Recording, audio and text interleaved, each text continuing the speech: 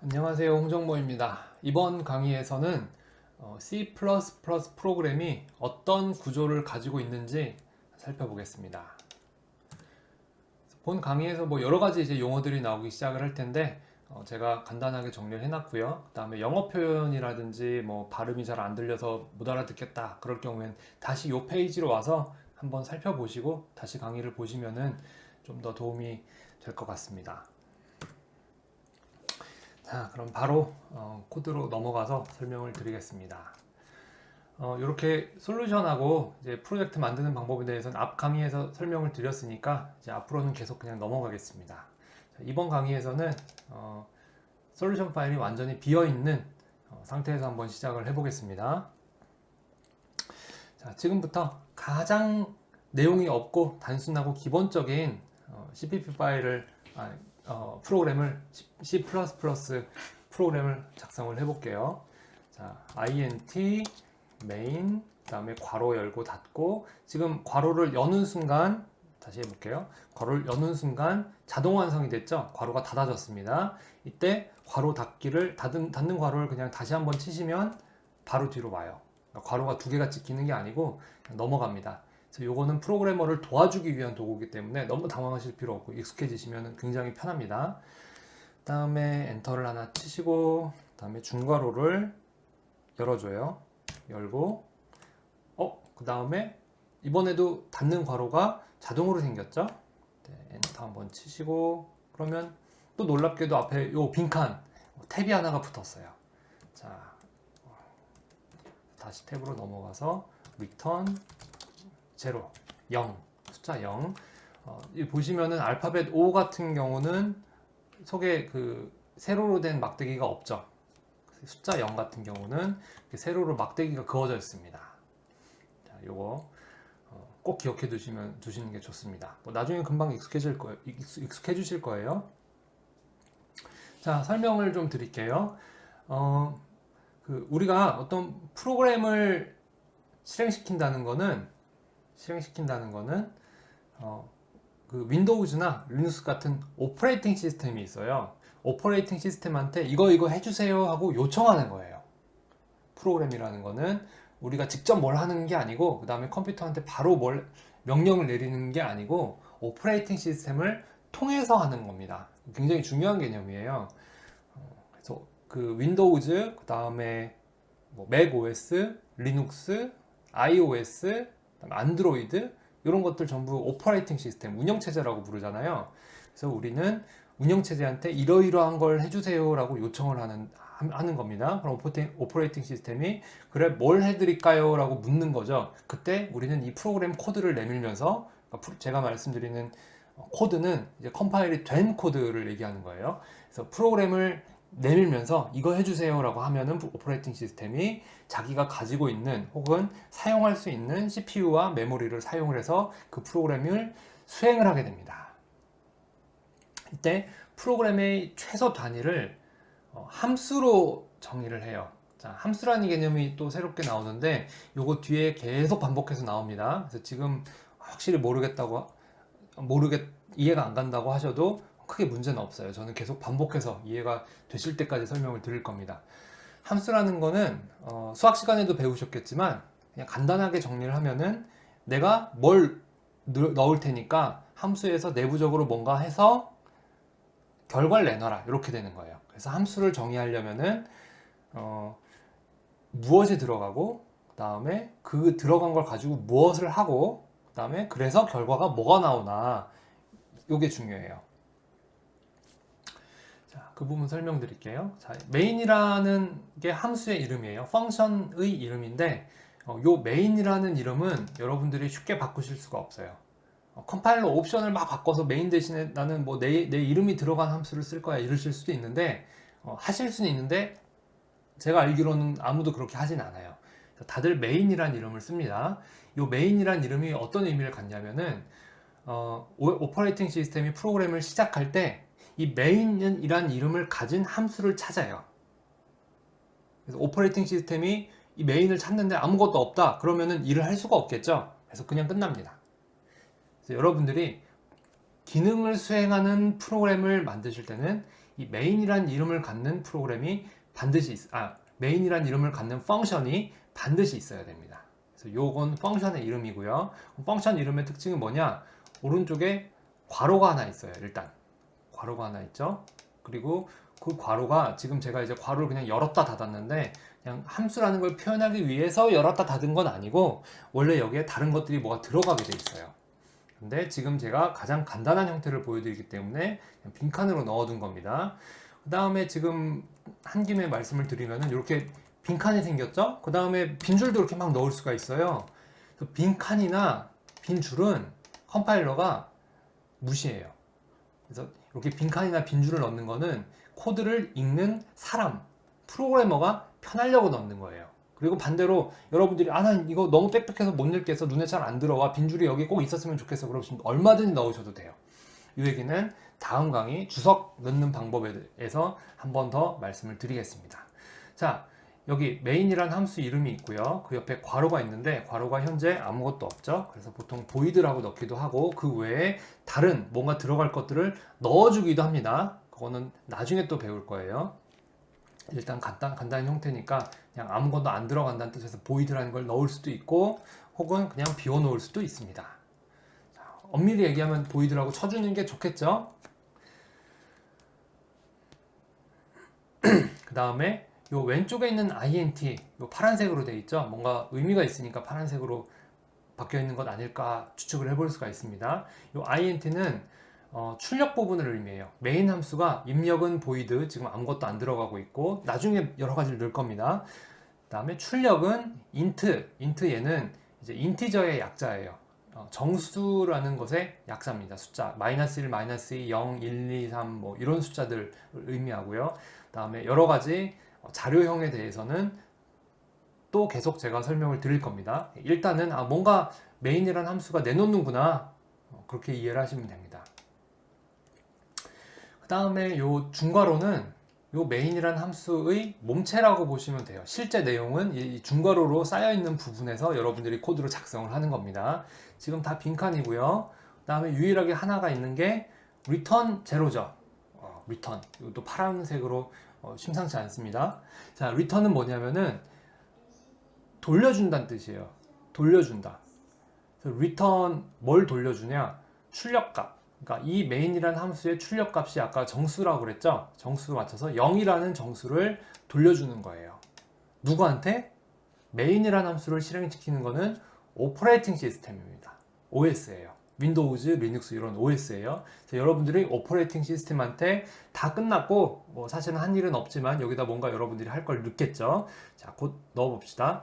어쨌든 끝나고 0이라는 걸 돌려주는 겁니다. 나 잘 끝났어요. 이런 의미라고 보시면 돼요. 자, 그래서 지금 이 간단한 프로그램에서 유일하게 뭔가 기능을 수행하는 건 요 return 제로죠. return 제로. 그래서 이렇게 기능을 수행하는 문장을 스테이트먼트, 그다음에 특히 이렇게 리턴을 하고 있으니까 리턴 스테이트먼트 뭐 이런 식으로 부릅니다. 스테이트먼트는 이제 보통 수학에서는 이게 참이냐 거짓이냐를 판별할 수 있는 문장을 의미하거든요. 근데 프로그래밍에서는 이게 참인지 거짓인지는 사실 관심 없잖아요. 그거보다는 우리의 컴퓨터한테 뭘 시킬 거냐가 중요하겠죠. 그래서 정확히 일치하진 않지만 번역하시는 분들이 대부분의 교재에서 명령문이라고 번역을 하시는 것 같아요. 그리고 저도 뭐 관습적으로 그렇게 사용을 하고 있습니다. 명령문이라고 생각을 하시면 돼요. 자, 그 다음에 좀 특이한 게, 그 다음에 초보분들이 가장 많이 틀리는 것 중 하나가 요 세마이콜론이에요. 세마이콜론은 뭐냐면은 명령문도 문장이잖아요. 우리가 우리말 이렇게 적을 때는 마지막에 맞춤표를 꼭 적죠. 문장이 끝났다는 걸 분명하게 표시하기 위해서 맞춤표 혹은 뭐 물음표 이런 것들을 적잖아요. C 혹은 C++ 언어에서는 문장의 끝을 표시하는 게 요 세마이콜론입니다. 반드시 있어야 돼요. 자, 세마이콜론을 한번 빼볼게요. 세마이콜론을 빼면은 여기 벌써 빨갛게 경고가 들어오죠. 이 마우스를 갖다 대면은 expected a semicolon, 그러니까 세마이콜론이 있었을 것 같은데 없다, 어서 넣어라, 이런 의미겠죠.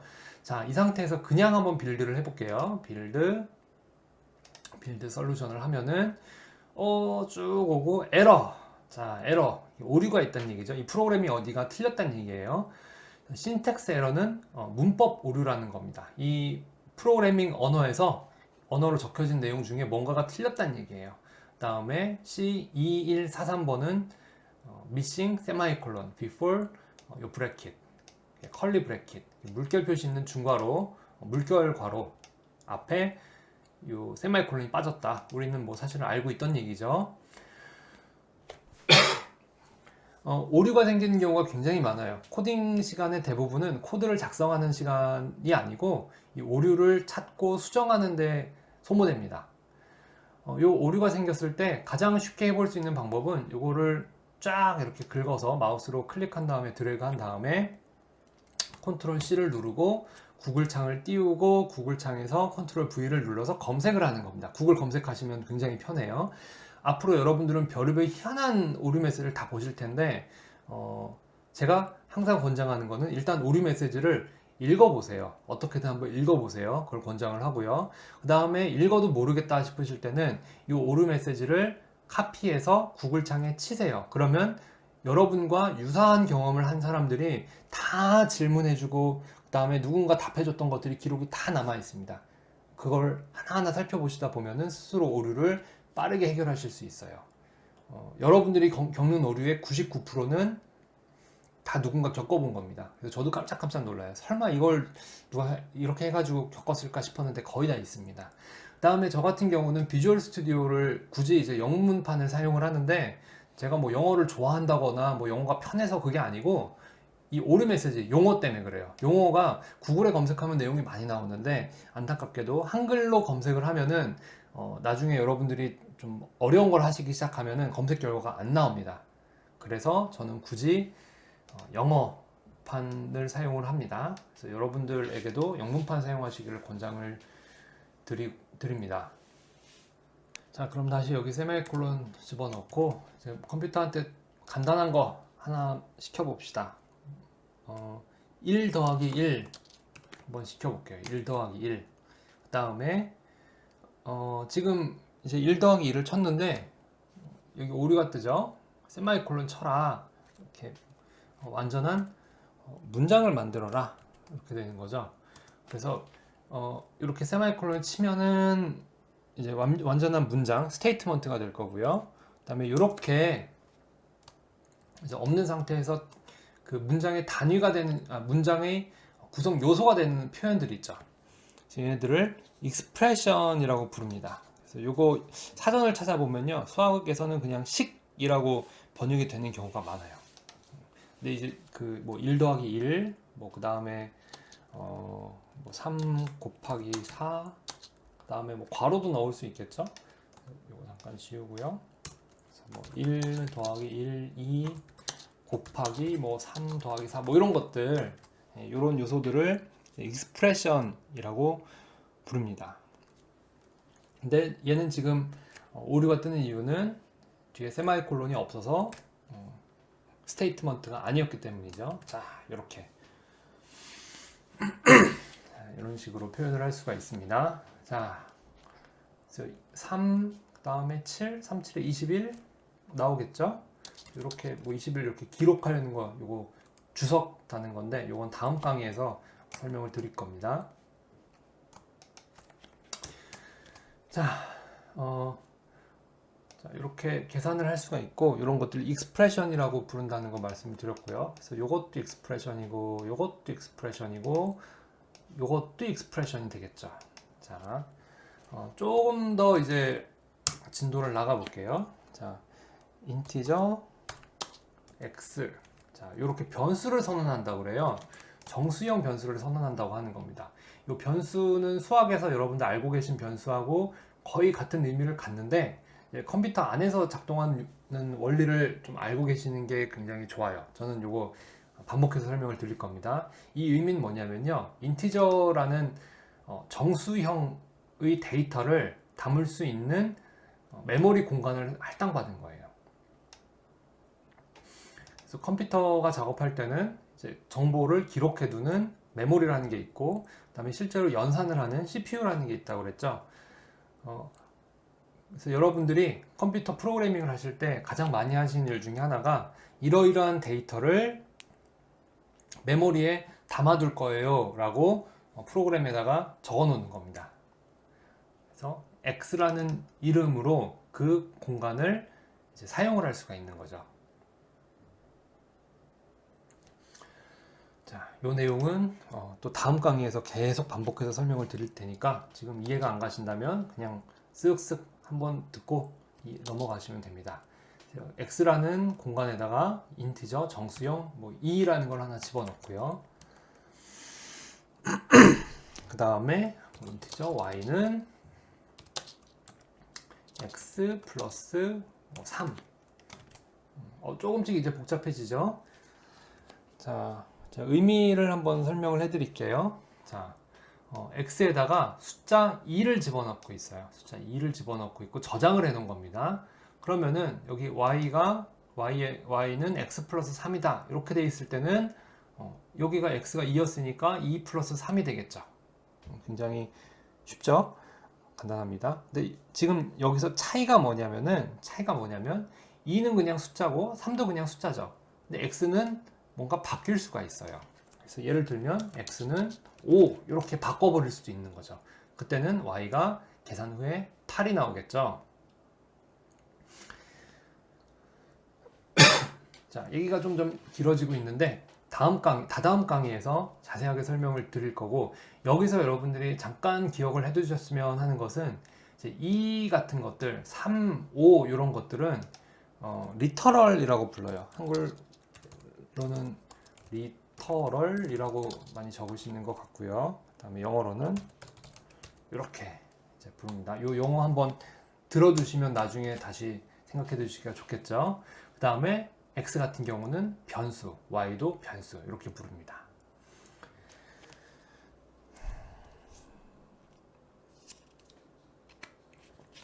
다음에 이왕 했으니까 결과를 출력도 해봐야 되겠죠. 그래서 화면에 출력을 하려면은 출력하는 기능을 가진 함수를 가져다 써야 돼요. 그런데 우리가 지금 화면에 출력하는 기능을 갖는 프로그램을 뚝딱뚝딱 만들 수가 없잖아요. 그러면은 어떻게 하면 좋을까? 다른 사람이 만들어 놓은 걸 쓰면 되겠구나. 굉장히 간단한 논리 구조죠. 자, 샵 누르고 include 하고 치시고 괄호 열고 IOStream 이렇게 치세요. 자, 설명드리겠습니다. IOStream 입력, 출력, input, output, stream. 스트림도 또 설명드릴 겁니다. 일단은 IOStream 입출력을 가능하게 해주는 기능을 이 프로그램에 내가 지금 작성하고 있는 이 CPP 파일에 포함을 시킨다라고 생각하시면 돼요. 그리고 샵 include 이렇게 앞에 샵 붙는 것들은 전처리기라고 합니다. 전처리기. 그래서 요거는 영어로는 프로세서 디렉티브 이렇게 부릅니다. 요건 용어 알아두시면 좋을 것 같아요. 자, 그래서 요 include를 한 다음에는 우리가 이 y 값이나 뭐 x 값 같은 것들을 출력을 할 수가 있어요. 자, 이것도 한번 따라서 쳐보세요. std cout 그 다음에 출력하고 싶은 내용 y. 자, 이렇게 쳤고 빌드를 하고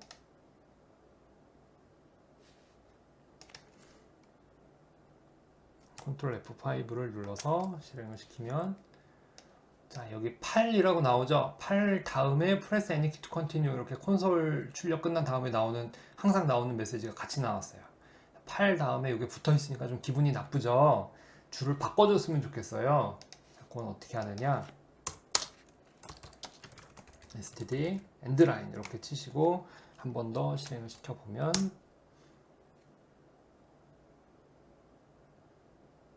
자, 이렇게 줄이 바뀝니다. 자, 이제 약간의 만족감을 느끼고 좀 더 볼게요. 자, 이때 std라는 건 뭐냐? 자, 마우스 갖다 대면 namespace라는 게 나오죠. 그래서 cout이라는 함수가, 자, 요게 함수가 그 정의된 이름 공간인데 이게 말이 되게 애매하죠? 저도 설명하기 어렵습니다. 이것도 뒤에 다시 설명을 드릴 거예요. 그래서 비슷한 이름들이 비슷한 기능들을 하는 함수들을 묶어 놓거나 혹은 이름이 겹칠 수 있는 것들을 이렇게 다른 공간으로 나눠서 저장해 놓기 위해서 네임스페이스라는 걸 사용해요. 네임스페이스. 그 다음에 요 콜론 두 개, 기호가 아주 귀엽죠. 콜론 두 개를 치면은 요 네임스페이스 안에 들어있는 Cout을 접근할 수 있게 됩니다. 그 다음에 여기 이제 물결 표시 있는데 요게 스트림이라고 배웠어요. 저는 저 대학 다닐 땐 요게 물 흘러가는 느낌이라서 그래서 이게 스트림이다 그랬는데 요즘 교과서에는 이걸 아웃풋 오퍼레이터 연산자다 이렇게 부르는 것 같아요. 연산자에 대해서도 뒤에 또 설명을 드릴 거고 지금은 뭐가 됐든 아 그런 게 있나 보다 하고 그냥 한번 들어두시면 나중에 다시 들었을 때 머릿속에 잘 들어옵니다. 자, 그래서 Y도 출력이 되고 X도 출력이 되고 그 다음에 여기다가 뭐 직접 1 더하기 2 이런 것들을 실행을 시켜볼 수도 있습니다. 여기다가 뭐 여러분들 한번 넣어보고 싶은 것들 여러 가지 넣어가면서 한번 프로그램을 다양하게 바꿔보시면 좋을 것 같습니다.